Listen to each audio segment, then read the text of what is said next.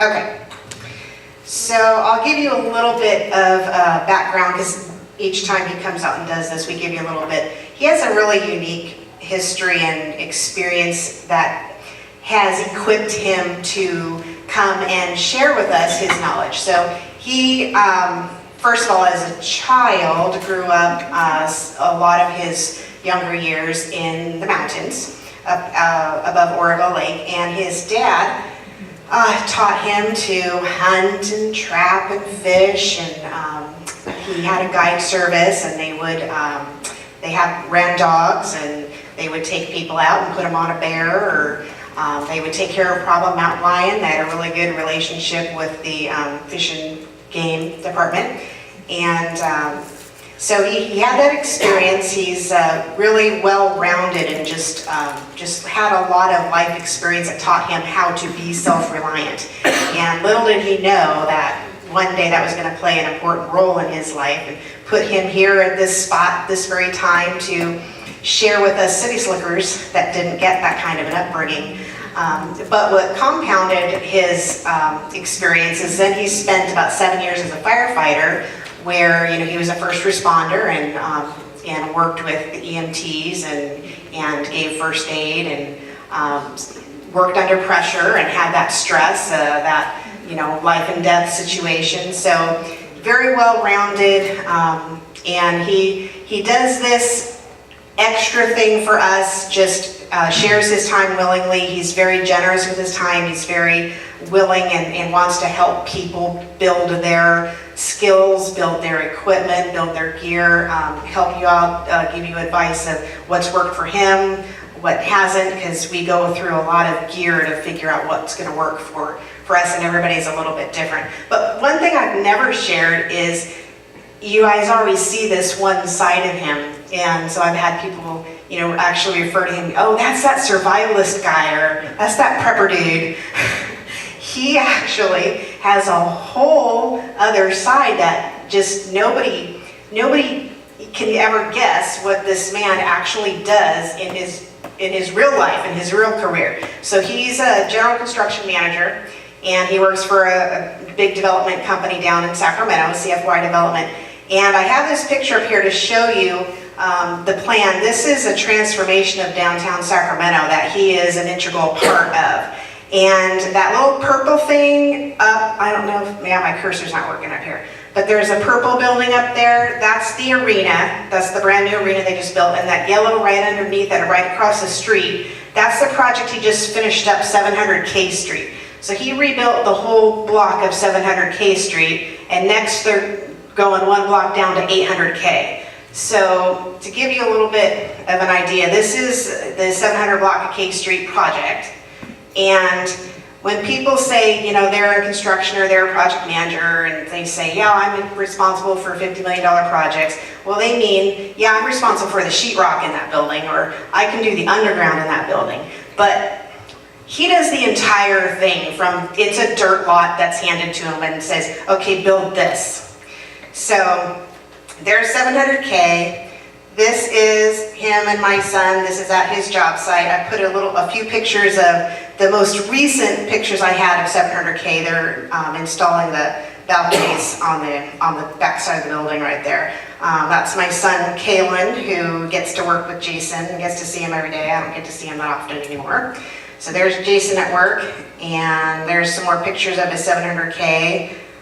In the lower right-hand corner, that's our view of the Capitol from that building. And next up, this is the project he's just started working on now. That's in plan check down at the city of Sacramento where I work. And this building, this is another entire city block. There's actually 2 towers involved here. There's an L-shaped tower, and then there's another big tower. And right, that shorter building in between, that's going to be rehab. That's an existing building that they're keeping. So this huge old project is a dirt lot right now, and it's going to turn into this, and he's in charge of the whole thing. So that's what he does. So I'd like to entitle my presentation, Jason Rikard, he's a really big deal, because he builds this stuff. So here's some pictures of 800K and 815L. That's what his project is. So if you're ever curious what Jason does during the day, he builds stuff, and he builds really big stuff. So this is him. So that just gives you a little bit of an idea what he actually does for a living. Don't forget fishing. Yes, he is an avid fisherman. And every time I go to Saturday morning breakfast and they ask where's Jason, well, the answer is he's fishing because that's what he does. So, but I want to mention again, he's very willing to share what he knows. He enjoys talking about these things, and you know, he's just very generous with his time. We talked about, because the whole thing about living in a republic is you are supposed to be self-reliant. We're not supposed to be dependent on the government to provide for our every need. So one of the things that we've always done through different venues and different opportunities is to get out and train people, and we talked about possibly working something into this kind of meeting, maybe 30 minutes before the meeting if people are interested to, you know, learn a little something, then, you know, we're here anyway, and we can maybe work something like that in. But the other thing we want to bring back is we had, about a year or so ago, we had a call tree list worked out for emergency notification, and we had a number of people signed up for that, and I know right after the dam fiasco, that situation, we kind of ramped it up again and started doing that. If anybody's interested, I've got my computer here and a spreadsheet, and if we want to build that database again to have some kind of a call tree early warning system set up, then you can come see me. I'll just sit over here with my computer if you want to get signed up, and we can start that up again, because I know a lot of people have shown some interest in getting that started again. So I'll go ahead and let Jason come do his thing now. So everybody, Jason Rikard.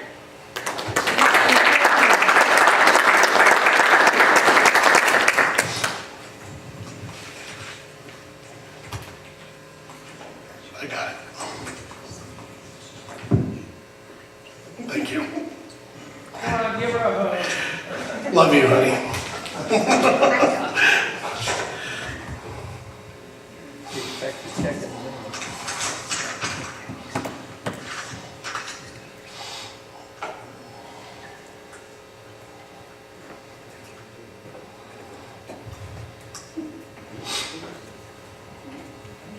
Good getaway. Oh, yeah. You gotta have your baby. Yeah. All right, let me see what we got here. We'll run back all the way through this. You can tell us what that red car was for. All right. So I'm Jason Rikard. I'm not that guy that you just heard about at all. I'm much easier going than that. So what I want to talk about tonight is basically what are we preparing for? And kind of getting into that of, it doesn't necessarily have to be an invasion of another country or anything like that. It can come down to as simple as a flood, an earthquake, fires, anything minor that can disrupt your life. Oh, that's really loud. There, maybe that's better. So, getting into it, it was an interesting childhood, I will give her that. My mom and dad moved me out whenever I was 6. We moved up to the woods. It was like going camping and never coming home. My dad always had this dream, he was a timber faller, of having a house that was big enough to where he could have friends over and take them hunting. Well, it got a little bit bigger than that with the fact that he opened up a guide service and we'd actually start hunting. He was a timber faller by trade, so that meant he worked usually from July till about September. If you do the math, only working 4 or 5 months out of the year, it makes good money while you're making money. It provided for me to have a really, really good childhood, but the fact is that it doesn't cover all the bills all the time. So he had a guide service, he guided fishing, he guided hunting, he would do deer, bobcat, and bear, and then we'd do mountain lion for the fishing game from time to time whenever they'd have a nuisance mountain lion.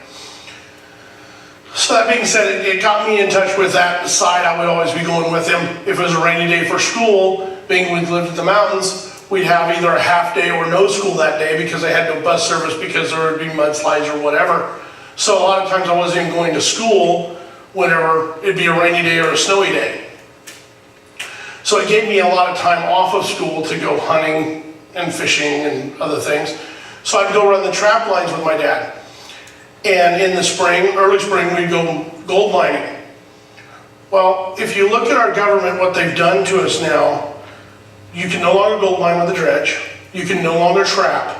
If my dad was alive today, at this point, and we were back where we were when I was a kid, he could no longer provide for his family. He would have to find another way to do it. Because of our illustrious government that says, you know what, you need to be on welfare, you need some kind of public assistance. Let me tell you, this man did not do anything like that. He was very well capable with his two hands of taking care of his family without any kind of job. That's gone by the wayside. And with that, you see a lot more people living in the valley, and you see a lot more people feeling that they can be taken care of. I can run to the grocery store anytime, day or night, 24 hours a day, 7 days a week, and get exactly what I need. That provides a problem. It provides a dependence problem really quickly, because I know that I can run to the grocery store and go get it. I don't need to worry about having any kind of food supply.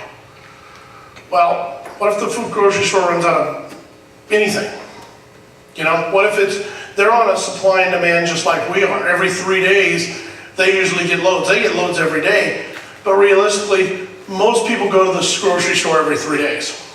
So that's some way to keep in mind whenever we go through this tonight, is about 3 days worth of food is what the average person has at home, okay? So you can see here, I killed my first year when I was 11. I killed my first bear that same year. So pretty much hunting and fishing has been in my life since I was a youngster. I moved up there when I was 6. We started hunting immediately, so I've been doing this pretty much my whole life. If you see here, what does this say? FEMA center closed due to weather. Okay. This is kind of interesting because these are the people who are saying that they're going to be there to help you. No matter what, you can count on FEMA. They're going to come. They're going to save you. We're going to do this. We're good. We got FEMA behind us, waiting to help us out if something happens. Well, you're going to see here in just a little bit, this is how FEMA helps you out. Normally, this is what a FEMA center is capable of. Granted, these people are still alive, but that doesn't look like anything I would ever want to endure in my life, and I definitely don't want to take my family and kids there to this mess.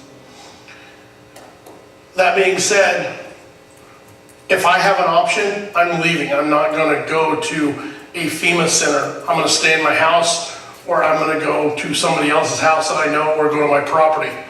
This is not going to be me. I prepare. It's pretty obvious.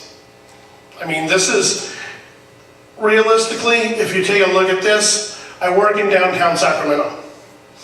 This is a lot of what downtown Sacramento looks like from time to time. And believe me, people use every corner as a potty. They don't care where they throw their stuff. Most of these people you wouldn't even want to get within 10 feet of because of how bad they smell and everything else. You get this many people in a combined area and it's not going to be a good situation, I promise.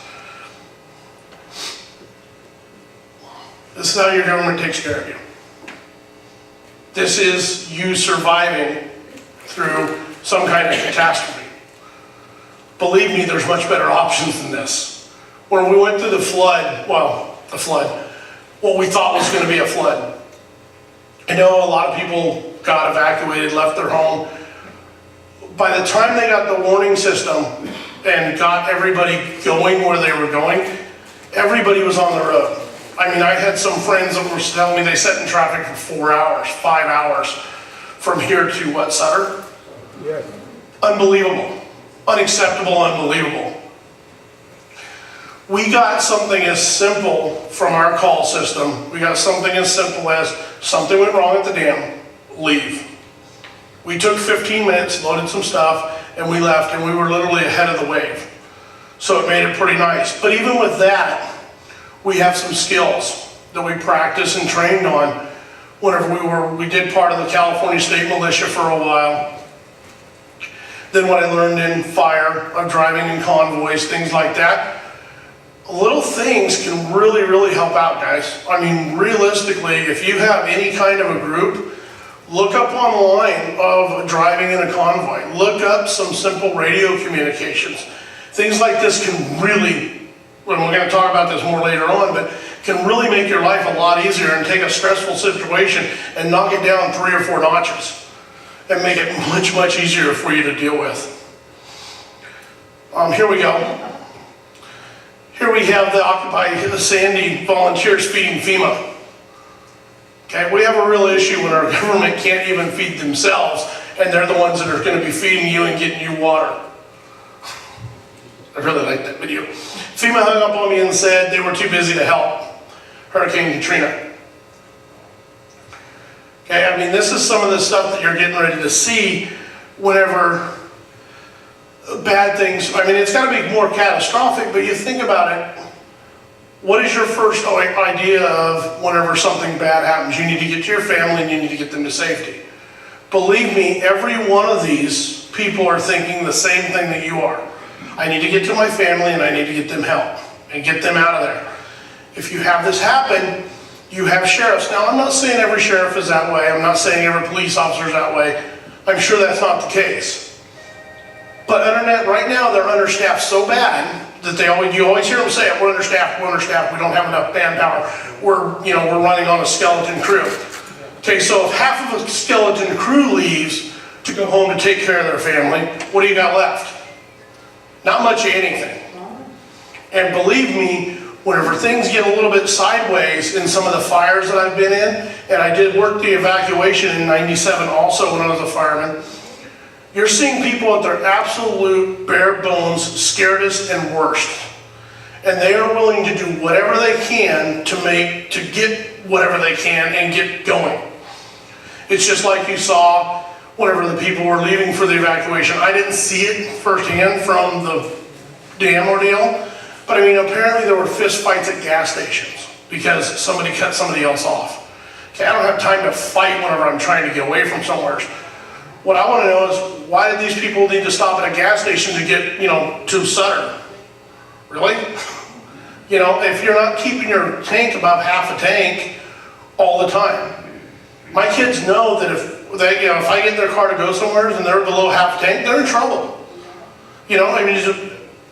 Just get into a mindset of, okay, we're going to do this and we're going to have a certain amount of product of whatever it be, whether it be gas, ammo, whatever you feel that you need, that you have it all the time. It's not that big of a deal. Let's look at the riots. You got Oakland, LA, Ferguson. I want you to think about something here. You look at this, and the guy's on the flipped up car, upside down car. The guy, I don't know what he has in his hands, but it might be food. The other guy's throwing the firebomb. We all watched these riots happen. They happened because they were mad. Not because anybody was hurt, not because there was power outage, nothing else other than people were mad at another certain group of people and they rioted. If these guys are capable of this action just because they want to, because I want a big screen TV and everybody else is stealing one, because I want a new pair of tennis shoes, because everybody else is doing it. Well, the door is busted, so I'm going to run in there and steal. I want you to think about something real quick. If they were 5 to 10 days into it and hadn't had a meal, what are these guys capable of? They're absolutely capable of running right over the top of you and your family to take whatever you have. And that's something you need to think about. Up here in this area, Yuba City, north, east, and west, we're really blessed. We live in a different community of people and attitude than 35 minutes down the road. You saw what I do for a living. I build decent sized buildings, so I'm down in that mess all the time. I promise you, those people do not have the morals and do not have any values nearly what we have up here. And they are willing to come over the top of you to take what you have. So you really need to get comfortable with that idea that if something bad happens down there and they decide to come this way, they're not going to have the same morals and values that we have up here. I'm sorry, it's just, unfortunately, that's the way it is. And it's really bad to say because, I mean, realistically, it is only 35 minutes down the road. It doesn't seem like it can be that night and day difference. Does anybody else work down in Sacramento or visit there quite often? You do? Is it different? It's a totally different world, folks. And I hate to say it, but it is. It's just a totally different world that, like I say, you need to be ready for whatever comes. This is what I'm getting into here tonight is whenever I go down there, whenever I come to church here, I take my gun off. Why? Because I know that at my church, there's other people carrying. It's my day off. I don't need to carry it. I don't need to be worried about it. There's other people who've got my back. Down there, it's a totally different story. I mean, you see people getting beat up on the street. You see people getting stabbed. It's absolutely amazing at what people will do. So I have a rule of thumb that anytime I go 30 minutes from my house, south, east or west, 30 minutes away, I go ahead and I carry it. I have my CCW, I carry a pistol. Anytime I go beyond that, I carry a little bit more. And the reason is I figure it's my job as the man of the family to get back to my family to make sure they're taken care of. And that's kind of something we've lost as at least not all of us, but quite a few of the millennials have lost that idea that once you marry a woman and you have kids, that's your job as a man to take care of your family, make sure they're taken care of one way or another, from heck or high water. Most people have 3 to 4 days of food in the refrigerator. What does that mean? After 3 or 4 days, they're going to be going to the grocery store. Even we saw it whenever the dam had an issue that wasn't absolutely catastrophic. I had to go, we actually ended up being up in Grass Valley. I went to a store up there and took food the back way to Orville because a lot of my family was in Orville above the dam, but they wouldn't let them come down into Orville. And there's a wagon wheel market up there, and there's also something there at the Oaks. And they were literally gouging for prices. I mean, a loaf of bread went to about $8, $9 a loaf of bread. So we grabbed up some food and some water and stuff and took it around the back way in our Jeeps and dropped it off to my family. But the problem that you're finding is literally the stores in Orville had nothing left. Their shelves were cleaned off and gone in just a little bit. So, let me get you a drink of water here. We've not experienced anything in this area that has taken more than a few days. I would really hate to see what would happen 9 or 10, 12, 15 days into something to where we had to have that kind of issue where somebody couldn't get to the store, because I tell you right now, in this area, we're not set for that at all. Absolutely none. Cell phones are most everybody's primary form of communication. We had a shake here, I guess it's been about 4 years ago now, that we had a very little one. I was in my Jeep, and it actually started rocking back and forth, and I called Tammy to ask her if she felt it. And we're in the middle of a conversation and the phone just flipped out. I immediately turned on the ham radio, called her on the ham radio, no problem communicating. We lost cell phone communication for about 30 minutes. It was no big deal, but the fact is we already had a backup. So we went to our backup, we had no problems, and it was actually kind of fun just to try it out. Fueling your car, again, same thing. Keep your tanks topped off. I mean, it's that simple. You want to be ahead of the game. If you've got 3/4 of a tank, I guarantee most people in the room either are less than 3/4 or are just filled up at the gas station before they came here tonight. It's just one of those things. Nobody processes that idea of I need to keep half a tank in my car. Extra batteries and alternative power source. You know, little things. No more than 30 days worth of medication. As people get older, they have more medication needs. I mean, even, you know, simple things like antibiotics. What if you cut yourself? Do you have any spare antibiotics that you can take? It's pretty easy if you don't have it to get it. Most of us can go to the doctor and tell them, you know what, I have a sinus infection. And when they push on your eyes, you can say, oh, guess what, that hurts. And they're willing to give you a Z-Pak right now, which is a really strong antibiotic. And now you've got, you know, an extra supply of antibiotics. Your medications, you may be able to skip a day here or there and start saving up some medication, or call in your prescription a little bit early. There's some things you can do to get this done to have that extra medication. Where do we start with getting this going, start prepping? Everybody wants to go for the good stuff. You know, they want guns, they want ammo, or whatever appeals to them, and they want to be a ham radio operator, they want a ham radio. Start with food and water. It's pretty simple, and it doesn't have to be the big stuff that you hear on the radio of, you know, there's certain food people out there, I don't know the name, Patriot Food Supply, or Wise Foods, or there's all over, there's different ones. Rice and beans, some gamma buckets, or just regular food grade buckets with a twist, with a screw on lid rather than a snap on lid. Very simple. I mean, you're talking 20 bucks, you can buy a big bag of rice, a big bag of beans, and believe me, that stuff's gonna sustain you for a long, long time. Don't forget your actual spices with it, but the fact is it doesn't take a lot of money to get this started. And rice and beans, I mean, you know, it's kind of a staple. If you look around any other country other than the United States, that's a big staple in a lot of other countries, that we don't have to have steak or lobster with every meal.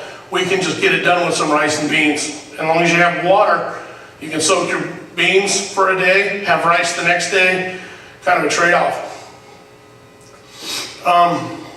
A bag to get home.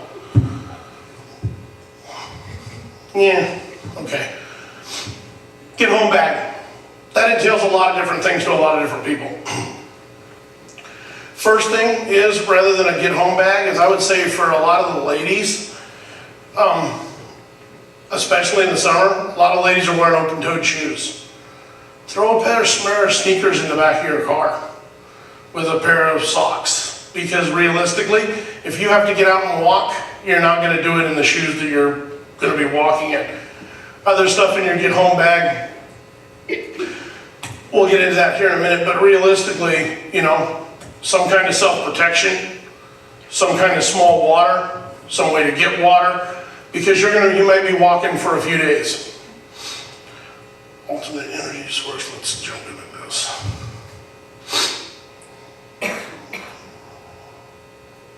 Okay. The rule of threes. 3 minutes without air, 3 days without water, 30 days without food. So we all know that you can't go very long without air, of course. But the 3 days without water is you're going to have to be prepared to be able to take care of yourself with water. That being said, does anybody know where we can find water if tomorrow there's none coming out of the spigot? Where can we find water? What's that? River? There you go. Toilet tank. Toilet tank? There you go. Water heater. Water heater. Water heater has 50 gallons of water in it. I mean, right there you've got a lot of water for quite a while. Then you get into it, I mean, it's just around your house, there's different sources. I mean, all your plumbing, if you shut off your main water line to your house, you've still got all your plumbing in your house that's full of water. If you go break that valve, you can get water out of your house and drain your house. There's water there. If it gets worse than that, I mean, even the fire hydrant system, you know, they peel off, open the hydrant lid, there's water in that system. That's a totally different system than just a water system around town. There's quite a few different places to find water whenever you start thinking about it. All these buildings that I build, they have to have their own fire suppression system within the building. It gets a backflow for prevention device. It can't let the water pressure off that building even if there's negative water pressure in the system. So I mean, there's 500 or 600 gallons in every building around Sacramento. And in a place like this, your fire suppression system's all underground. It's not in the building, but it's still on the same premise that, I mean, you've got basically a lake under this place that is untapped and most people don't even know how to get into it. So that's something you're looking up and figuring out, okay, you know, where's water stored at different areas at different times?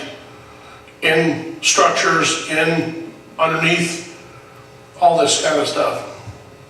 Food, 30 days without food. 30 days without food seems like a long time. A guy like me can probably go a little bit longer. But the fact is 30 days without food, food is not a big deal at this point. I mean, if you're looking at you're looking to get home, you're looking to get someplace, 24 hours, 48 hours, 2 or 3 days, that's not a big deal to carry a lot of food. You see a lot of people who want to carry a lot of food with them in their bag, but the fact is you really don't need that much. You're going to need some energy, maybe a couple of protein bars, something like that, but that can get you by. That's not as big of a deal as water. Some kind of good life straw, some kind of way to filter water. We're pretty blessed in where we live because we got water everywhere. So we shouldn't have a real big deal. You're going to want to have a way to filter that water. There's a couple of different things. You can have a water-based system at your house that can filter the water, or you can carry something like the life straw.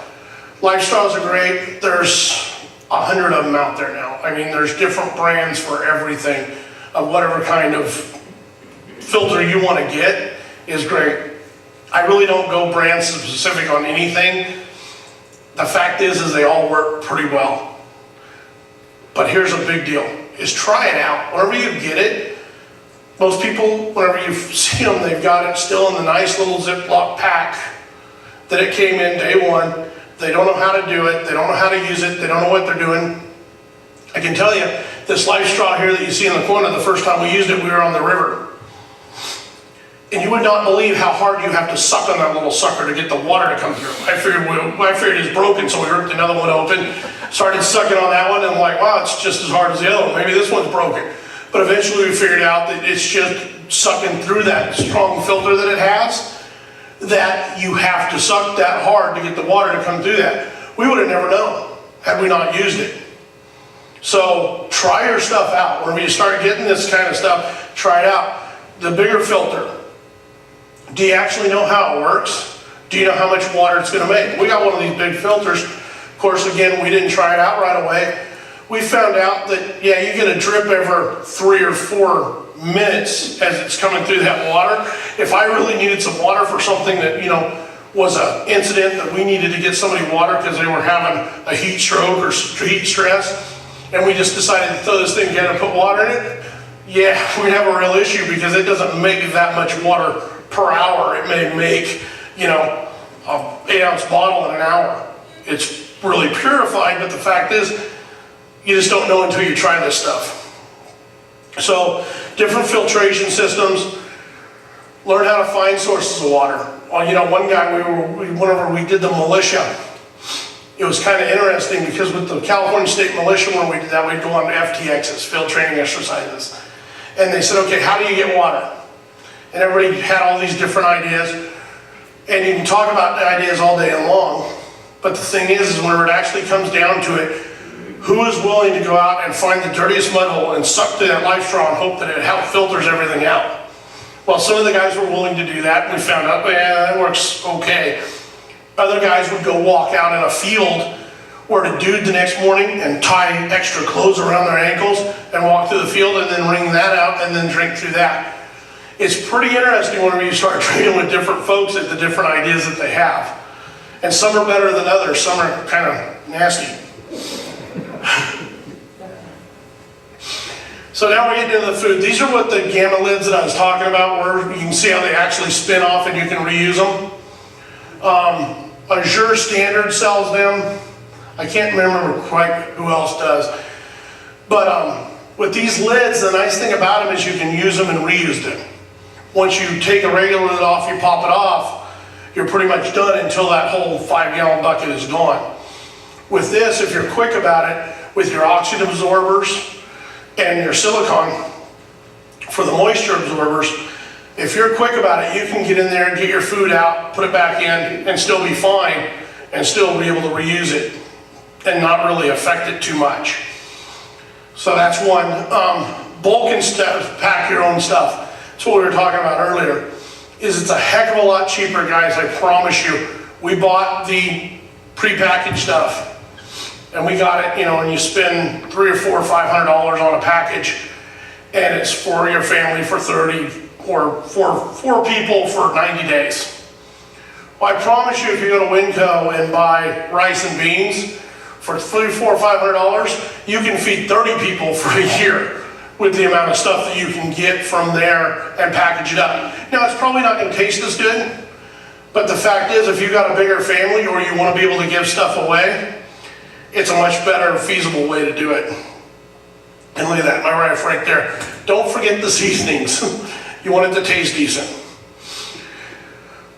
This is the other thing, learn how to cook with your storable foods. It's just like learning to use the life straw. It's just like learning to use the filter. It's just like learning to use your sidearm. It's like learning to use a ham radio. If you don't cook with this stuff, believe me, you're probably not gonna wanna eat it once you do start cooking with it.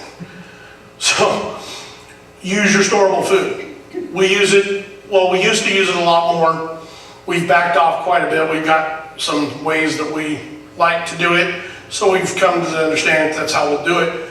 But the fact is, if you don't train on it, you're not going to know how to use it. You're gonna hear me preach on this a lot tonight about if you aren't using it and you're not doing it, it's not gonna do you any good.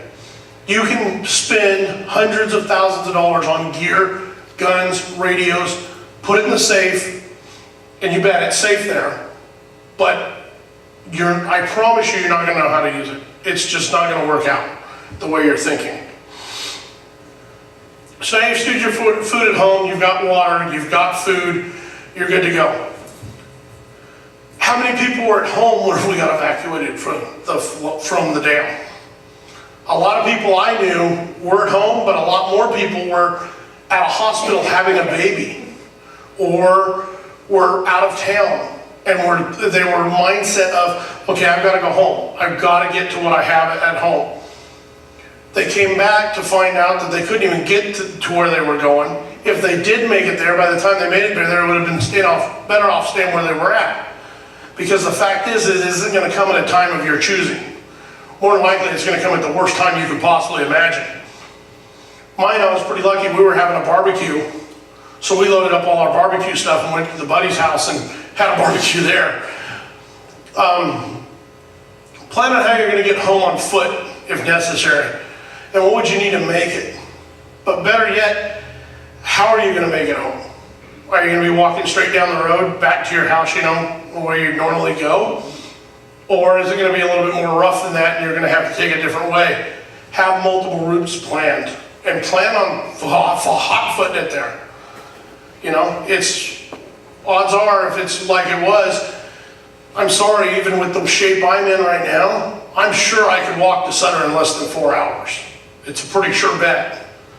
So, I mean, a lot of times it may not be the best way to take your car and get there. So, and that comes back to the ladies having a decent pair of walking shoes. My wife, in what she's wearing tonight, could walk maybe a mile, and that's all she's gonna get out of those. So she, for sure, I guarantee she's got another set of shoes in her car to where she can actually get somewhere. Get home bag. This is what I carry. I would like to say it goes everywhere with me. It used to, before we got a new president and I got laxed about what's going on. It doesn't weigh that much, and it's got everything you see here, plus a little bit more. So, everything you see there, plus a little bit more, meaning that I usually have more than 2 pistol magazines with me. I usually have more than just a multi-tool and knife. I usually have quite a bit more water than that in my car. But it's all going to depend on you. And I would definitely suggest that you keep medication there and maybe a pair of reading glasses, so if you need to see something that you can't see anymore, you can. I'm just getting into that. Medications, aspirin, painkillers. What I do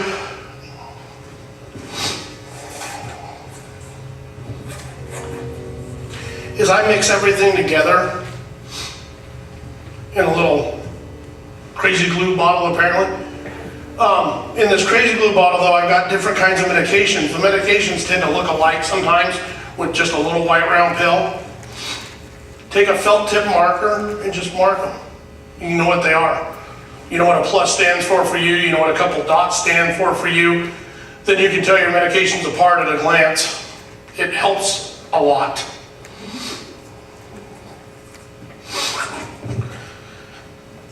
If I go into a meeting in Sacramento with this, I can tell you everybody in the room is going to freak out. If I go into City Hall or if I go into an office at an engineering building, people are going to freak out with that. This definitely doesn't get so many looks. It's just a regular little backpack. It's what I carry, and I mean literally this is my everyday carry in this. My computer, which is up there. My iPad. That's all that anybody ever sees come out of it. Phone charger. A good set of wool socks that nobody ever has to see, in case I do gotta walk a long way, especially in the winter. With this, if my feet get wet, they stay warm. Doesn't matter.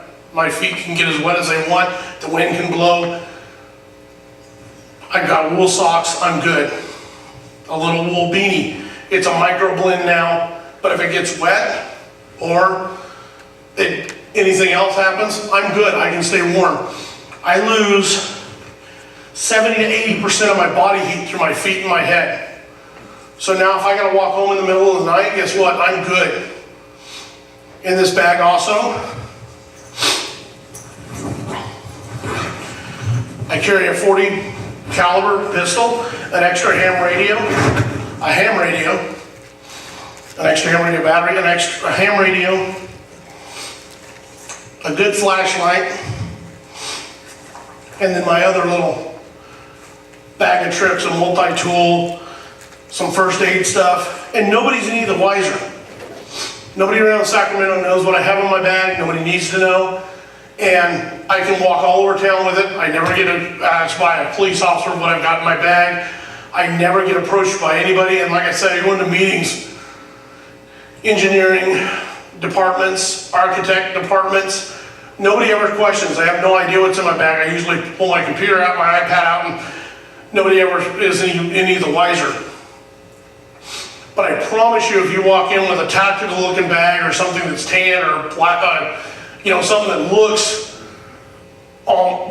just bad, what they would consider bad, you're gonna get asked questions and it's not gonna go over well. So really think about where you're carrying your bag, of what you're actually looking like and where you're gonna be going.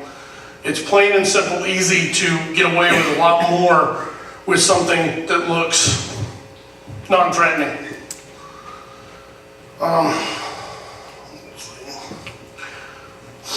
So solar generators versus gas generators. Once you do get home with your bag and you're set, you've got everything you need, you've got water, you've got food, you're gonna need some power.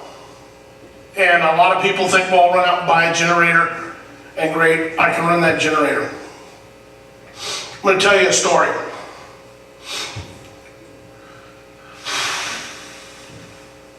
I guess it was about 10 years ago. The wind blew really hard, the power went out, I left my job site, came home, and we were out of power. My kids were home from school, the power was out at school, so my toy hauler was sitting out in front of my house. So I fired up the generator, ran the extension cord in my sub panel on my house, plugged it in, and me and my kids are in playing video games, life is good. Well, it ended up the power was out for about 2 days in my neighborhood.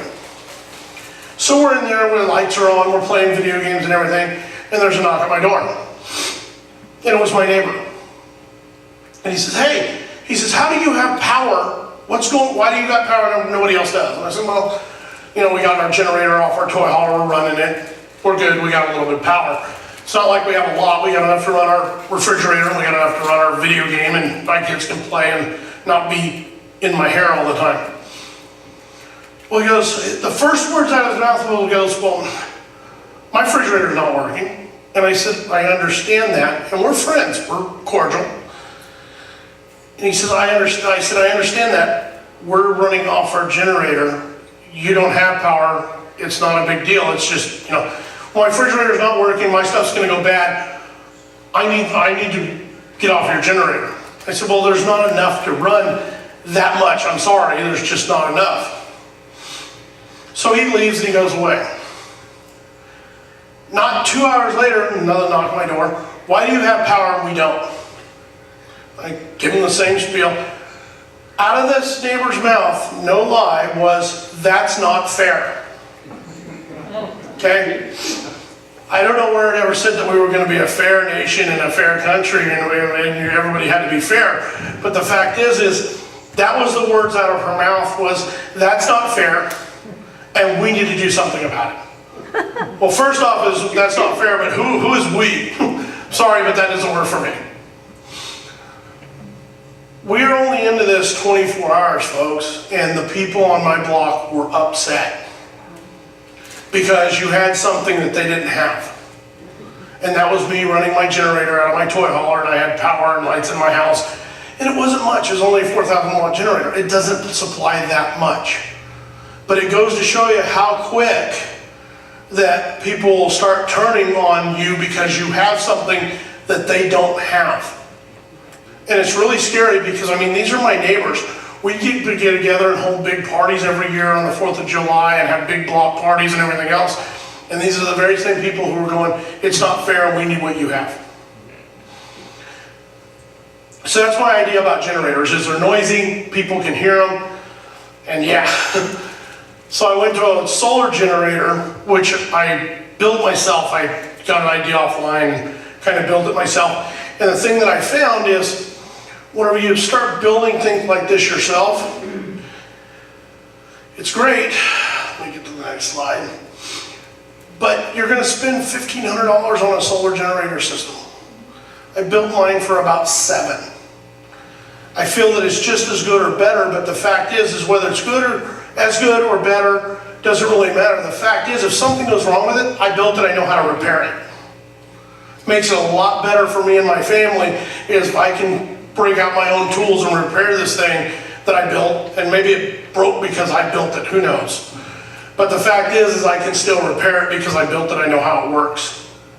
As opposed to something you go and purchase, you take home, you put in your safe, you never use it, you don't know how it works, you don't even know why it works or the theory behind how it works, and then you drag it out and you plug it in and it doesn't work, then what do?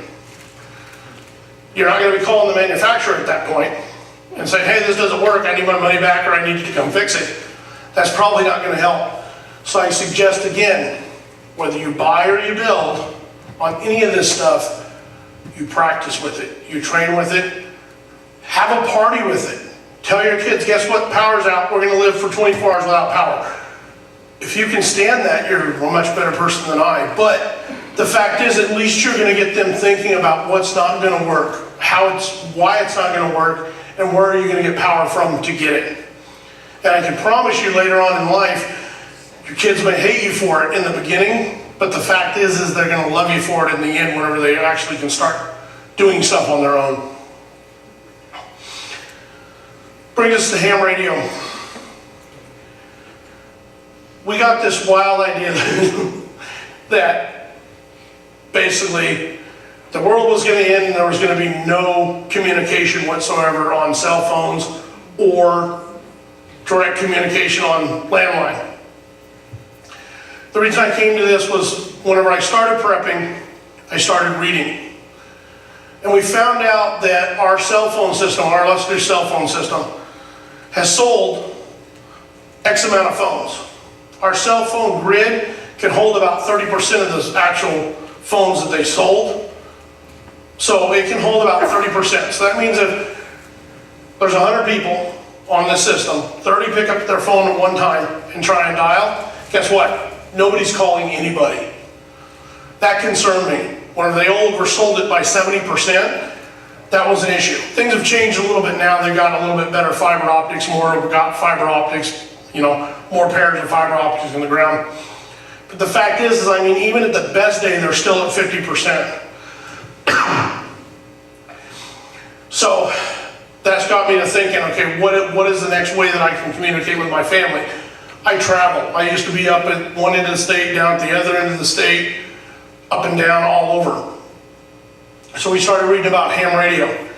There's a bunch of repeaters in our area, and a repeater does just what it sounds. Whenever you key it up, it talks, it opens up another repeater, and that repeater is much higher wattage. This is 5 watts.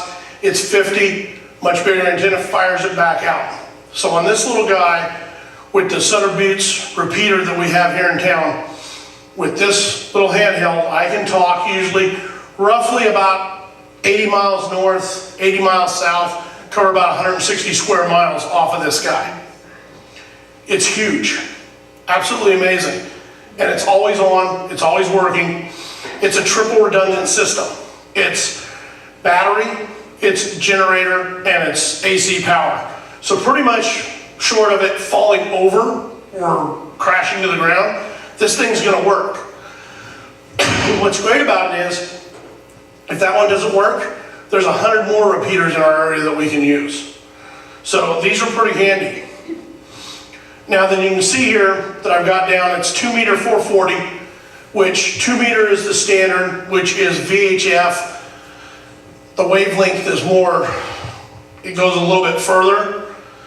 440, which is 40 centimeter, is a little bit more sharp, goes through things better, talks around buildings, through buildings a little bit better, but doesn't have the range. These radios right now, I think right now they're about 25 bucks. It's an amazing deal for what the technology that you get. They're made in China, but the fact is what you get in this, I mean, if you don't have one, I promise you get 4, because you're not gonna go wrong with having them. I program them for a lot of people, I program them all the same, but the fact is I mean, then you can have, with this little guy, you've got fire, you've got police, you've got sheriff, you've got everybody on it also, because they use mainly 440, some of them still use 2 meter. But for the $25, $28 investment that this thing costs you, it's well worth every penny. Now, you can get better stuff,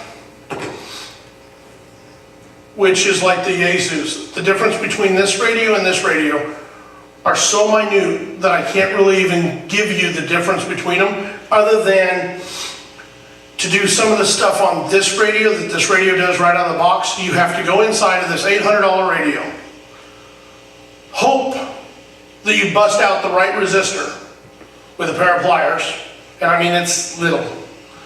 So you go in, you take it and you twist it out, and now this radio becomes compatible with this radio. This is no lie, the way this radio is set up is about an $800 radio. $25. Now, this does it does a different frequency. It does what they call a 220, which nobody ever uses, and it's also water resistant. So, buy 4 of these, spend $100, you've still saved a ton of money, and now if you break one, you can replace it and throw it in your box and throw another one in. I suggest everybody get one of these, or like I say, 4 of them, and give everybody in your family 1 or 2. So, the big thing that we get a lot, yes? Where would you purchase it? Amazon. On Amazon is the absolute best place. And make sure you order it where it's coming from Amazon, because there's a lot of people out there that you'd end up not getting your product from or something like that. So order it from Amazon. But like I say, they're about $25 to $28. They fluctuate quite a bit. You refer to a ham radio? Yeah, it's use word Baofeng, B-A-O-F-E-N-G, and that'll get you even closer to the model you want. Any one of the models is fine. But I'll write this down if you want to know the model number. Whenever we get done, I can write it down for you. But anyways, going back to this, I can't say enough about these. Yes? Where do you go to get your license? Okay, to get your license, there's multiple ways to get your license. Let me back up for just a second before we get into that. You can take a test and get your license. You can also just send away for what they call a GMRS license. There's no test, there's no nothing. You send in the money, they send you a license, and you've got some repeaters. You've got about 10 repeaters in this area that you can use that literally nobody uses. It's awesome because the fact is it's a lot easier to talk back and forth. It's what my group uses exclusively, mainly because not everybody has their ham license, and it makes it really nice. That being said, to get your ham license is $15 for 10 years. There's a 35-question test. If you can test at all and take a test and pass it, I suggest you do it. Because the fact is it's going to open up a lot more for you than just sending away to get your license. You have 10 repeaters if you just send away to get your license. If you actually sit down and take the test here in town, I believe it's every other first Saturday of the month. If you go to the Yuba Sutter Amateur Radio website, they'll tell you exactly when they're going to give their test. Like I say, it's $15. The first test I studied like a mad dog for like 3 weeks, went down, took the test, passed it, no big deal. After that, before I didn't know what the test was. It's 35 questions, multiple choice. You sit down and you take the test, I mean, you got a 50-50 chance of passing it just by guessing on it. You can miss none. Yeah, so I mean, it's pretty pathetic. It's like the education system now. And everybody should have one. Yes, Question for you. yes. When you said if you take the license, then you can use these different repeaters. Yes. Well, what if I just go buy one? My radio won't be tuned for these repeaters? Whenever you buy these, they come totally untuned. There's nothing in them. All right. So you have to have somebody who knows how to tune them. I don't mind doing it. I do it for everybody. But unless I have a license, you won't tune it. No, I'll tune it for you. Then why should I get a license? Because if you don't have your license, when are you going to use this? Oh, use whenever I need it? Yeah, well, don't work that way. They'll come and get you. Oh, there's guys who monitor it. There's guys who monitor it. And hold that for thought for just 1 second, please, and re-ask the question. So, $15 every second Saturday, every first Saturday of every other month. You can go down and take your test for $15. You can get on and operate. Life is good. Getting back to what he said. This is the reason you don't want to do this. And I've heard you speak a few times, and I'll tell you why you don't want to do this. 1970, I believe it was 3 or 4, the amateur radio was an obsolete technology. The FCC said, we don't want to deal with it anymore. Ham radio guys take it over. The ham radio guys took it over and have been running it ever since. 2005, the FCC said, we want this back. Everybody's using it. It's becoming popular. We want it back. We want the federal government to have control of it again.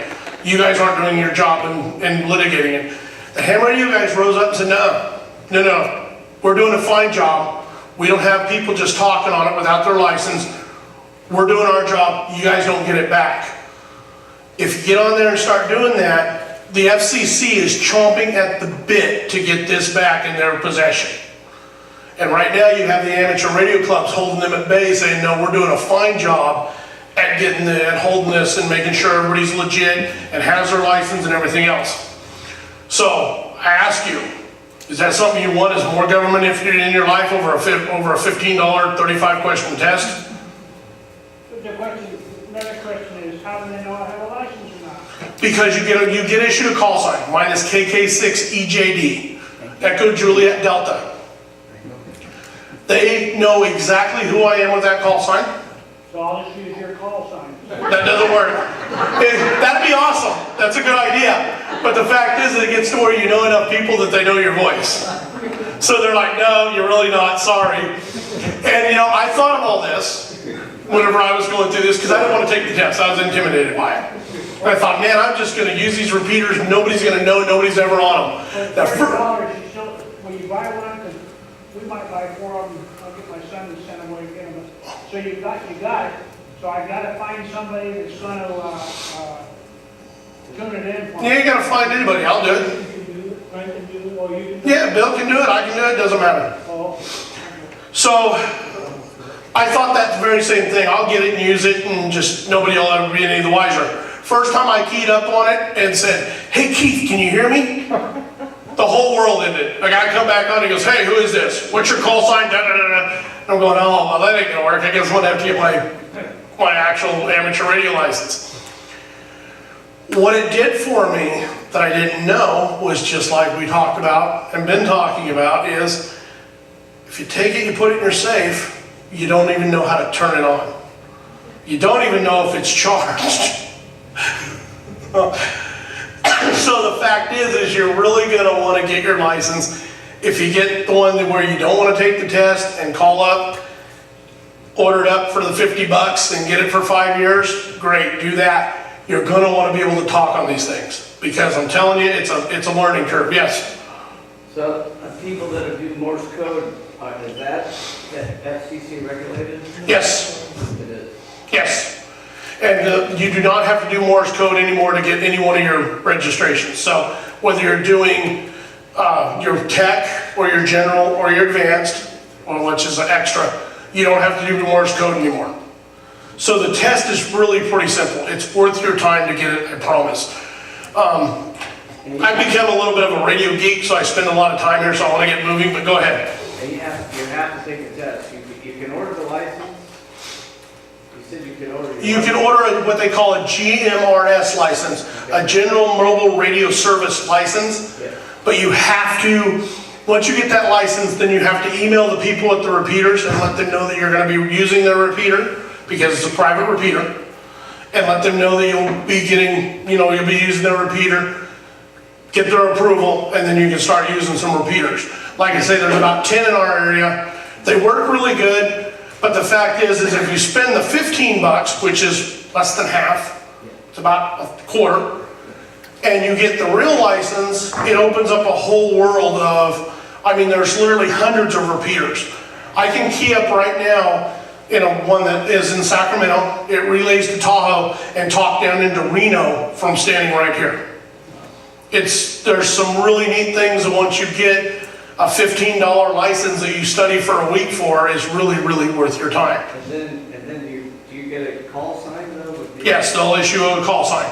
My other call sign for the GMRS is WQWX839. Okay. So it's different, there's more letters you can hear.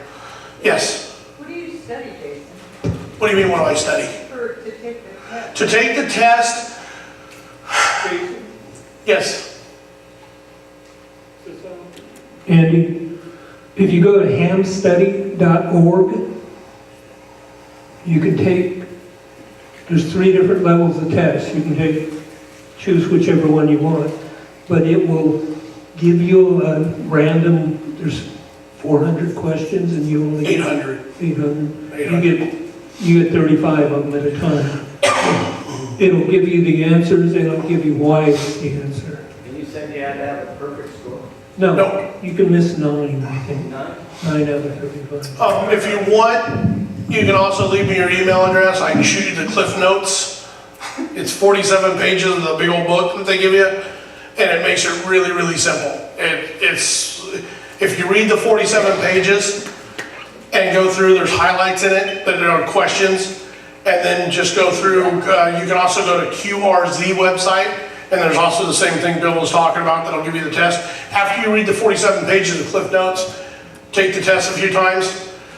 If you study for a week before the test, I guarantee you'll pass it. It's pretty simple. It's not that hard, yes. You take the test on the computer? Or No. you have to go to somebody's house, or Well, you gotta go down to, they do it at the church over at the King Avenue Church. they have a place where you take it? Yep, and then they have a place where you take it right there. All the guys are good old guys. They're really good old boys. It's a good old boy system, and they'll make sure, they'll help you out and make sure. If you don't pass it the first time, I guarantee you'll pass it the second. Well, I can send him down there and let him pass it on me. There you go. And then send you back the next week to take yours. Then you're good.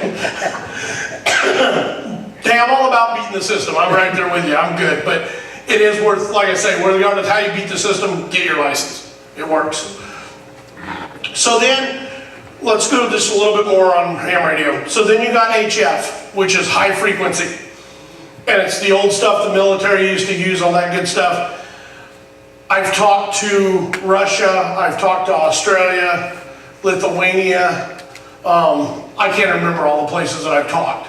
And literally, you shoot a rock in a tree, and shoot a rock in another tree and pull your antenna up, dial in your radio, and you're talking around the world. It is a lot of fun. You gotta hold a general class license to do it, but if you pass your tech, you can pass your general, and let me tell you, it is a lot of fun. It's actually pretty neat to be able to talk.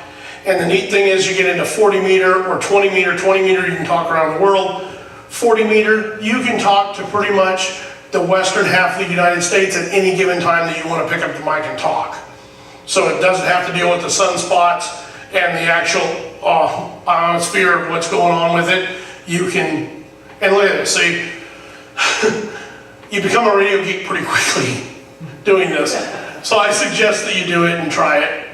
So, yes. But you can't do it with that, you gotta have an antenna, tower, everything at home. Nope. You can do it off that little radio? Not off this radio, you gotta have a different radio, but I can shoot a rock in a tree and pull my antenna up a tree, no problem, just a single wire. Yes? What sustains the repeaters? And why wouldn't they go out, like an electromagnetic pulse? Electromagnetic pulse would probably take them out, but even then it's gonna take a little bit more than that because a lot of them are down in the vault. And the problem with electromagnetic pulse as being your doomsday prep item, you don't know what it'll actually take out, you don't know actually what's gonna protect it. Like I tell everybody, it's my least favorite because there's really no way to train for it other than say, okay, no electronics work. But also that's kind of BS because some things are gonna be left still working. The old ham radios are still gonna work that are the knob and tube. Yeah, they're unplugged, yeah. And things like that.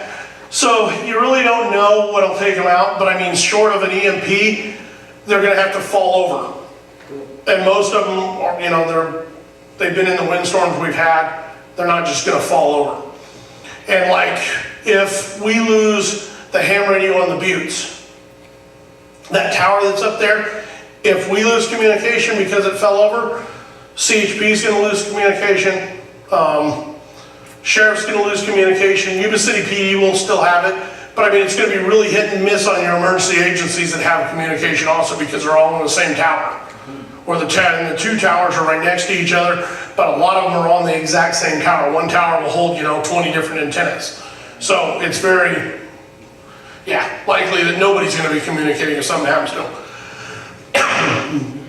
IFAC, individual first aid kit, family first aid kit. It can be as basic as a box of Band-Aids and, some Neosport. We get a little bit more in depth than that though. And basically I would say carry a tourniquet, carry an Israeli bandage.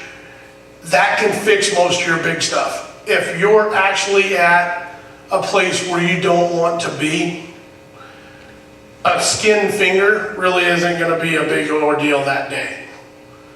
A stubbed toe really isn't going to be a big deal. You're going to be stopping some major bleeding from wrists, arteries. Something bad has happened if you're going to be going to that IFAC, that individual first aid kit. Carry the real deal. Carry the real stuff in it.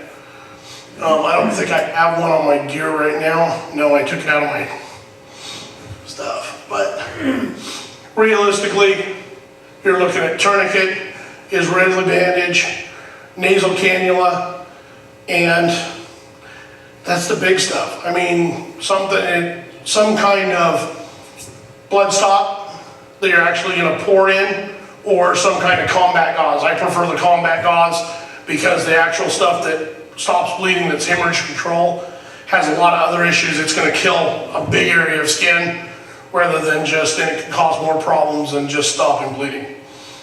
I wish I would have brought mine. I just totally flipped it out. But what I'm getting to here is you never know when you're going to need it. And it could happen on any moment. I've had to use a tourniquet before, not in my fire profession, and it's not pretty. And you're darn sure glad you have it when you need it. So, like I say, yes? Tampax? Not necessarily. A lot of times open rooms. Yeah, it does work and it's great, but seriously, if you've got a hole in and out, the last thing I want to do is shove something loose in it. I'm going to want to crank something down to control that bleeding and topical stopping rather than shoving stuff inside. Absolute last idea, yes. I highly recommend a couple rolls of electrical tape. Yeah. Electrical tape, duct tape, either one works. But even that, whenever my incident happened that we saw that we did, somebody said, well, get a belt. A belt doesn't work. I mean, that's movie stuff. You need something that you can get a lot of pressure with. So your individual first aid kit is for you, not your buddy. Your buddy should have his own individual first aid kit that you're going to use on him. They're going to use yours on you. So keep that in mind. That's an individual first aid kit. Some kind of basic first aid training. Most all of us have CPR training. That's great. But you want to learn how to stop bleeding. You want to learn how to control bleeding. You're going to want to learn how to clear an airway. You're going to want to learn the ABCs. Things like that for your group. Send somebody out of your group to go get an EMT, or their EMT is about the lowest you want to go as EMT. If you can find a paramedic to join your group, that would even be better. A doctor, even better. But you're going to want somebody in there that's EMT, paramedic, or ER nurse or doctor. Because the fact is, in your group, those people get dirty and get down in the dirt to help somebody. You're not going to have a full medical facility. A doctor's great, but the fact is they're used to a clean environment, being able to take their time. There's not a whole lot of stress. They can deal with stuff.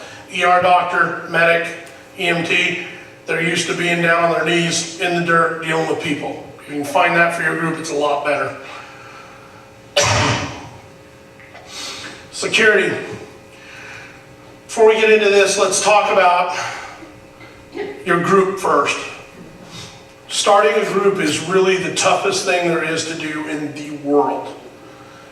Everybody wants to be part of it. Everybody wants to help out and do their thing. But the problem is getting that group to be cohesive and getting them to show up for all the trainings and getting them to bond together is some of the hardest stuff you're ever going to do in your life. If you've got 2 or 3 good buddies that you've been friends with your whole life, obviously they can stand you, you can stand them. That's a better place to start than trying to go out and start a group. Because the people that you think you know, it's going to change. It's rough. And then with that group, once you start your training, getting everybody to show up and train one time on one thing, rather than, okay, we've got to fall back because so-and-so didn't show up, and we got to fall back again because so-and-so didn't show up. It's tough. So, like I said, whenever you're starting a group, start it small, build it, but make sure that somebody in your group has known that person for quite a while. It's tough to do, folks, but you really need to get to that point because there's security in numbers. And believe me, it's much easier to do stuff whenever you have some numbers that you need to go get a project done. And your group is going to be working on projects more than they're going to be training together. I mean, you're going to be just doing little projects here and there, helping people move. Just multiple things that you wouldn't even think as a group that you should be doing. Everybody thinks, okay, we need to go shooting together. Okay, we need to go do first aid together. And that isn't how it's going to work out. You're going to be building a fence together. You're going to be putting in a well house together. You're going to be doing other things together with your group more than you're going to be doing the tactical end of it. That's the fun stuff, but it just doesn't happen that much. You got to get to where you can get a good cohesive group, and you need to find that in your neighborhood if you can. If you have to branch out from your neighborhood, maybe you go to your church, start at your church, start at, I don't know, multiple places, even at your kids' school, just some kind of group. So security, like I told you before, we live 35 minutes, 40 minutes down the road from people who do not have the same morals as we have. They don't have the same morals, they don't have the same religion, it's bad. So, how are you gonna keep the have-nots from taking what you have? That's where your group's gonna come into play big time. You can't stay awake 24 hours a day, 7 days a week, trying to keep what you have in your house if that's what it's gonna come to. Also, you saw the government confiscation that we saw go through Louisiana whenever they were going around taking people's guns. I don't know where our government thinks they can do that, but apparently they think they have the right and the power to do it. They have the power, but the right not so much. So we're getting down to guns and ammo. Again, this is where it gets kind of bad, because how many people have ever gotten into a car with a rifle? A few. How many have gotten into a car with 4 other people with a rifle? Okay, and that's the issue, is if you haven't, believe me, it gets really scary really quick if you're not all on the same page. Okay, and then you go to getting in a car with body armor on and a rifle. It gets a little bit more shady. Because a guy my size, I take up a lot of room whenever I'm in full body armor and full gear. It gets really, if you're not training on this, you're gonna have a really, really weak point in your actual, whenever the stuff hits the fan. Normally, whenever we go out and train my group, we don't fire a shot. We can all shoot, we know we can shoot, I know I can hit the target, life is good. I don't need to expend the ammo.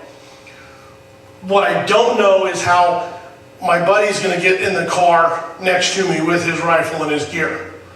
What I don't know is how he's gonna exit that car and rifle with rifle and gear. I don't know how he's getting in and out, and I don't know what he's gonna plan on doing once he gets out. Does he realize his field of fire? Does he realize that, you know, I know my field of fire, if he doesn't, it's all bad. This is where, whenever you start training with the guns and ammo, it gets really shady really quickly.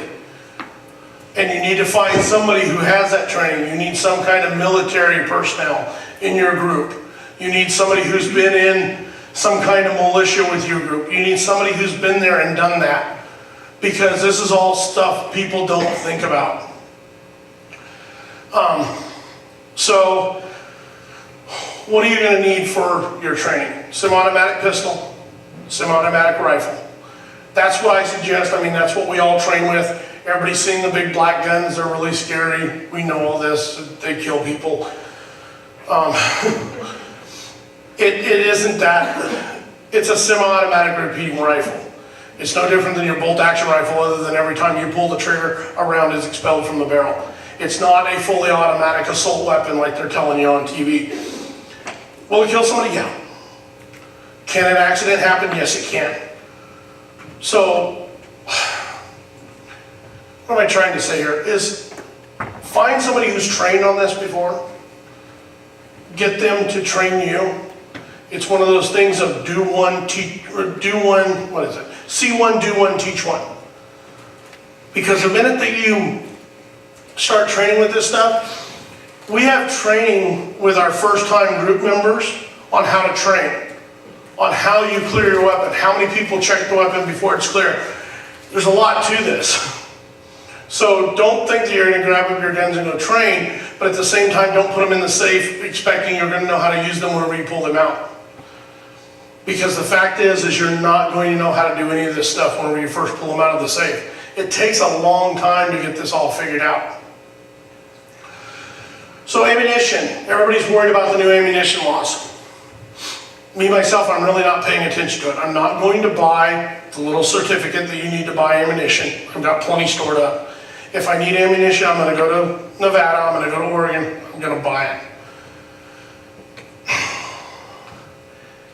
They've pushed me, myself, to what I consider into a corner to where I can no longer follow the law. I've tried, I've done everything, I've jumped through all the hoops. I've always went down and got my CCW. I've always made sure that I had my bullet button in my gun. I've always made sure that I've had the right stock on my gun. If I did a short barrel rifle, I made sure that I didn't have a stock. jump through all the hoops. Whenever I go up and mill my lowers out, I make sure that I put some kind of number in them. So if I go to the range, there's no questions asked. I jump through the hoops, jump through the hoops, jump through the hoops, jump through the hoops. There's a point to where you've got to decide for yourself that you're done with that. And that may not be now. But eventually at some point you're going to say, okay, enough is enough. This is crazy. I can't follow the law to the T every time. For me, that's going to happen in January 1st. I'm done. So I have my reserve stock of 2,000 rounds per weapon. That isn't that I have an AR-15, so I have 2,000 rounds. Because I have 4 AR-15s, I have 2,000 rounds.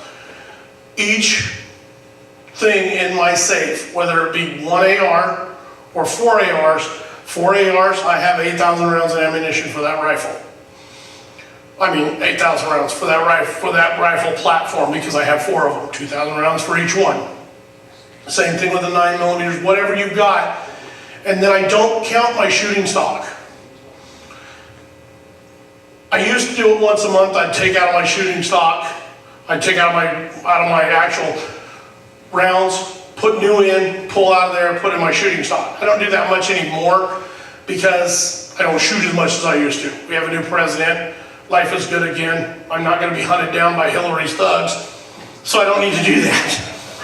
But the fact is we should be doing it more than I am, but I'm not. So what I'm trying to say is I don't count my shooting stock with my fighting stock or my store. I leave that alone. That's totally separate. So I don't even count this. So anything that I have over here is just a blessing and it's extra, and my kids can grab it and go shoot, go plinking, whatever they want to do. I can grab it and go plinking. Life is no big deal. I try and keep that up and, run a pretty good supply because I like to shoot. But the fact is I don't touch this out over here without replenishing it. Whenever I buy new to replenish this, it goes here. This comes over here, comes out of the Ziploc bag, open it, shove it over to the side of the safe, we're good to go. So shooting stock for each weapon, we're going with that. Reserve stock. Take your reserve stock. Training and practice. I'm going to go over this one more time. If you buy it, you put it in the safe, you don't know how to use it. I promise. You can think that you've read every book in the world and know this inside out, and you can regurgitate it all the time. If you don't do it, I promise it's never going to work. You would not believe how many times myself, have grabbed a radio, and when I'm going to use this weekend, we're going to go to the property and we're going to do some training, and I get up there and I turn it on. I get 2 or 3 times to talk on it, and my radio, it's dead. Because I didn't charge it the night before, or I haven't rotated my 30-day charge like I should be. And these are the rules that I came up with on my own to make sure that my stuff is foul-proof, 100% all the time, and I don't do it. It's just, you're gonna have issues. But if I can pull the battery off, slap a new battery on, I'm good. I feel like that's still a win. At least I can move on. But if you don't train with this stuff, you're never going to think about it to do it. So let's talk about now, how much stuff do you carry? Every day, I already told you guys I carry my black bag to all my meetings, everything else. I usually don't carry my little bag anymore because I don't feel that I need to. But I leave certain things in my vehicles that I know that if I need to, I can get home with. So what I leave in my vehicle is I make sure that I leave one of these little rigs. There's about 400 rounds of .223 ammo, couple magazines, first aid kit, carabiner, and just a little bit of food. Anything I need to get done in this, you can see it kind of looks the same pills, a little bit of first aid, just little things that you need. You'll see that we all carry the same kind of tape in our bags, in my whole group. Just because if we're gonna drive in a convoy, we can put that piece of tape on our window, but it's duct tape, so I can use it for a million other things also. So just little things that we have fine-tuned as a group is what we use. I also keep a set of body armor in my truck, because I go to Sacramento every day, so it fits in very nicely in behind the seat. Fold the seat down, nobody's any the way. And right now, it's still not against the law to have body armor. I know they're trying to change that because only a criminal would have body armor, right? That's the idea behind it. Oh, and the cops. So, go figure. I keep a full-blown first aid kit. These are pretty nice little bags. You can see they've got 3 pouches in them. So we got a little bit of combat gauze, and a Israeli bandage. No tourniquet. This is little, pretty much for boo-boos and things like that.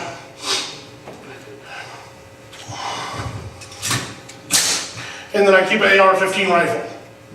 And this is my daily kit that I carry with me in my truck, day in and day out. Because like I said earlier, it's my job to provide for my family. My wife also works in Sacramento. My first stop is by her office to pick her up, and then I'm coming home to get my kids. I do not know what I'm going to entail between here and there. So I figure if I go ready, I have nothing to worry about. I've never needed it, probably never will need it, hope I never need it. But the fact is, I would much rather have it and not need it than need it and not have it. And that's just the way I feel about it. I hope and pray that I never get mixed up in a situation where I have to use this, ever. But I can promise you that I want to know how to use this and I want to know how to defend my family, because that's my job as a man, is to make sure that they're taken care of one way or another. And I'm sorry, but I'm not going to let some thug and some have-not come over the top of me to take what I have, meaning my family or my food or whatever I need to provide for my family. It's kind of the way I was brought up, was, you know, just you provide and that's your job, and as long as you're doing that one way or another, you're okay. You're doing your job as a man. Not saying that everybody needs to carry this, but I'm telling you, if you're more than 100 miles away from home or 50 miles away from home, I suggest you carry something. Whether it's just in your everyday carry, you know, of a knife and a light and a gun. I used to get from my mom, of all people, why do you carry a gun? What are you scared of? Well, nothing, I carry a gun. So, but the fact is you don't know what other people have in mind. And believe me, normally living in this area, you don't have any idea what they're capable of. You see it on the news, and I promise you, it's much worse in person. I've lived that life of being a fireman and going into these places where people are having the worst time of their lives, and it's not pretty. It's all bad. So, I hope you guys have taken something away from this. I haven't done one of these in a while. Like I said, I've gotten pretty laxed, and it's pretty scary whenever I'm going through this, looking at some of this stuff, even for me, because they asked me to do this. I said, oh, sure, I'll do it. I do, you know, no big deal. I used to do this all the time. It was literally, I was giving speeches probably once a month, if not twice a month, at different stores and different places. And now that I'm looking at it, I know what I have in my truck. I know what I'm going through, but I couldn't tell you everything that is in my little bag in there just verbatim. And I used to know what was in there, everything, where it was, in its place, how it was packed, why it was packed, everything was good. Right now I'm looking at it, I dragged it out of the closet tonight because I don't carry it anymore. Like I say, I leave everything in my truck that I think I need. And I'm going, wow, I wonder if everything is in there. So I went through it before I came up here tonight, and everything is in there that is on my list. But the fact is if you don't know, I haven't made my switch over from my big bags to my winter gear. And I was just thinking about that tonight. I packed it for summer, so if I needed to go grab something out of it, if I had to grab that right now and go again like we did for the winter, for the dam deal, I would get up there, I would have no thermals, I'd have no number 1 or number 2 thermal, I would have one pair of wool socks rather than 3 or 4. I'd have my sleeping bag, and that would be about the only things that I have to keep me from being cold, and I don't have 3 of the 4 items that I need. So you really should be doing, if you're any kind of prepper at all, you should be doing your checks and changing out your gear bag for winter, last month or the last month and a half ago, rather than leaving it. And like I say, I've gotten a little lazy. We all have, I think, just because of, we've got a president that we believe has got our best interest in mind. I believe he does. But the fact is like I say, it's made everybody lazy. You notice the Patriots store has went out of business. Did a direct result of the president change. You have gun suppliers that are overstocked on all their guns because of the presidential change. It's absolutely amazing. But one thing that is telling us is that the liberals that live down in Sacramento that want what we have aren't buying guns like we did. So that's kind of a good thing if you want to take that. So I guess that's about it, folks. If you have any questions or you don't like to speak and get up and speak now, definitely approach me. Let me know what you want to talk about or what you want to know. And, we'll talk about it. I don't mind talking about it. I actually like it. It's a lot of fun. It was a big part of my life for a long, long time. And it still is. It's just not as big a part of my life. Oh, what do you got? Your card. Oh, my cards. Yes, if you want to grab a card, I believe my cell phone number and my email address are on there. Call me anytime if you get some radios and you want to program, or if you want to learn how to program radios. We can also go over that. I would much rather you come to me and say, Jason, I want to learn how to program radios, than Jason, I want you to program my radios. I'll do either or. But if you come to me and say you want to learn how to program radios, I'll give you 3, 4, 5 hours of my time to teach you how to program them. Because guess what? If there's more people out there training and teaching people how to do it, we've won. It's just like a guy came up to me tonight and he says, Jason, there's another militia going. And I thought that was the greatest thing I've heard in a long time. Because to get another militia or some type of thing like that going again in this climate is awesome. It means there's still motivated people out there that I want to know and want to get to know, because if they're motivated now, if things change back the other way, they're going to be even more motivated later, and that's something I want on my side. And that's another thing is, if you find a group and they're like, we just don't need anybody else right now, ask them, say, what, could your group come talk to me or a few guys that I know and educate my group? Because guess what? If we're cross-training, even if you can't be part of that group and you start cross-training with that group, all that means is if something does happen and you run onto those guys, for one, you're going to know who they are. You're going to know that it's somebody that you want on your side.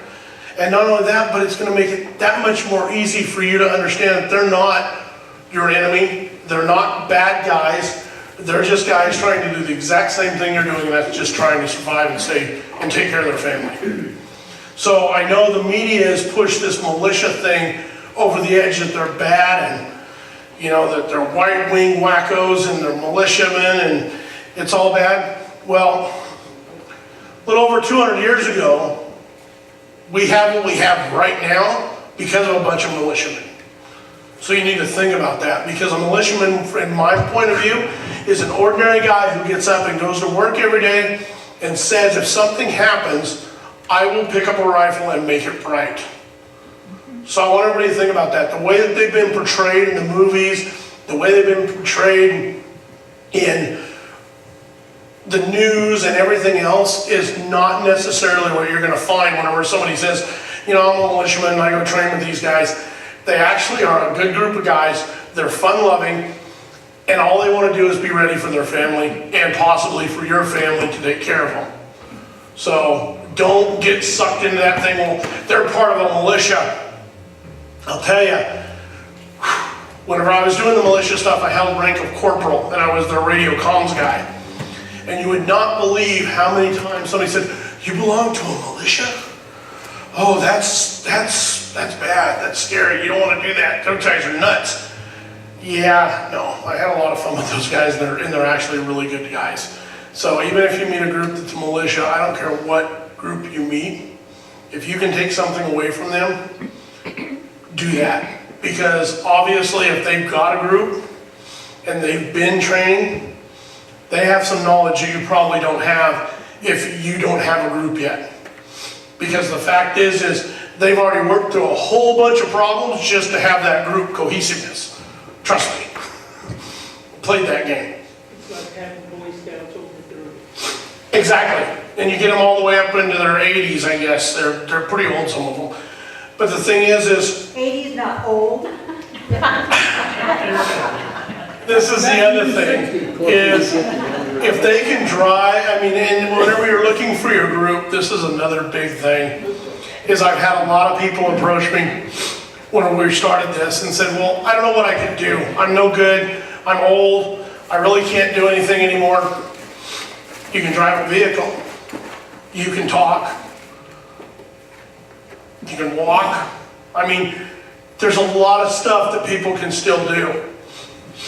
Just because you can't run 100 miles anymore without stopping, and you can't, you're not in the prime of your life anymore, yeah, you're still good for a lot of stuff. So, I mean, what's that? Well, you can squeeze the trigger, but yes, you can squeeze the trigger. But no, it isn't even about that. I mean, you can still cook, you can still drive. I mean, the number one thing that nobody understands about driving in a convoy, the driver never leaves that vehicle. So guess what? If you can get into the vehicle and drive it and operate it, you're good. That's your main purpose, is to drive that vehicle and get people out of harm's way if need be. So you never leave the vehicle. So there's a lot of things that anybody can do that they don't think about, because we had a big thing when we were in the militia. The husbands would come out and do the militiaman thing, and the wives would go, well, I ain't doing that. Then once they got there, they were like, wow, this is a lot of fun. I can do stuff. I can operate radios. There's just a lot of stuff to do. There's base security. There's just a lot of things that they can learn from it. Vehicle checks, all kinds of stuff. So I guess what I'm trying to say is don't count yourself out because either you're older or you're getting to be a little round like I am. You can always do something. So you're always valuable to a group, especially if you find a skill like ham radio operation. That's huge. Or if you're a computer guy, like Bill, that can do computers and know how to program these radios. There's something for everybody, so don't just count yourself out that I can't be part of a group because I don't know, I'm old or whatever it is. So, that's all I got, folks. Yes? Yeah, it's like when I go camping with my son and everything. I can't do much, so I do KP. Yeah. Well, Also, you want to have an extra propane tank for your barbecue, because when the power went up in Seattle, it was 38 degrees inside my house. That barbecue was my lifesaver. be careful with that, but yes. Also, they have these tall prescription bottles. Uh-huh. Go online for prescription bottle emergency kits. It's amazing what you get in these plastic, fishing hooks, line, Yeah. all kinds of stuff. You can screw on caps, waterproof. It's amazing what you get in those little things. Yep. All right, guys. Thank you for coming. Thank you very much.